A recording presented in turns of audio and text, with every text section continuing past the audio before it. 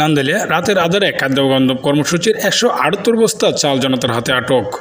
ময়মনসিংহের নান্দেল উপজেলার মোয়াজ্জেমপুর ইউনিয়নের দত্তপুর এলাকায় রাতের আধারে 15 টাকা কেজি দরের খাদ্যবন্ধব কর্মসূচির 178 বস্তা চাল জব্দ করা হয়েছে।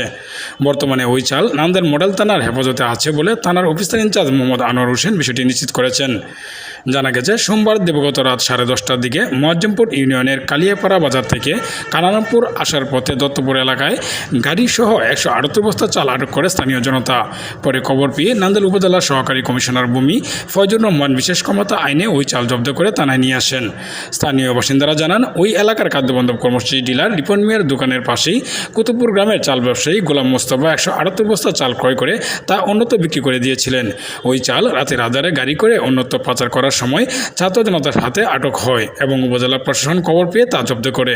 এ বিষয়ে খাদ্যবন্ধব কর্মসূচি ডিলার রিপন মিয়া ও তদারকি কর্মকর্তা জানান, যথানিয়মেই কার্ডধারীদের মাঝে চাল বিতরণ করা হয়েছে, কিন্তু কেউ চাল উত্তোলন করে তা বিক্রি করে দিলে বা অন্য কেউ ক্রয় করলে তা আমাদের কিছু করার নেই। এদিকে চাল ব্যবসায়ী গোলাম মোস্তফাকে না পাওয়ায় তার বর্তমানে অসম্ভব হয়নি। নান্দেল উপজেলা সহকারী কমিশনার ভূমি ফয়জুর রহমান বলেন, খবর পেয়ে ঘটনাস্থলে গিয়ে প্রত্যক্ষদর্শীদের তথ্য অনুযায়ী প্রাথমিকভাবে ওই চাল খাদ্যবন্ধব কর্মসূচির তার সততা পাওয়া যায়। পরে ছাত্র জনতার আটককৃত 178 বস্তা চাল জব্দ করে থানায় নিয়ে আসি।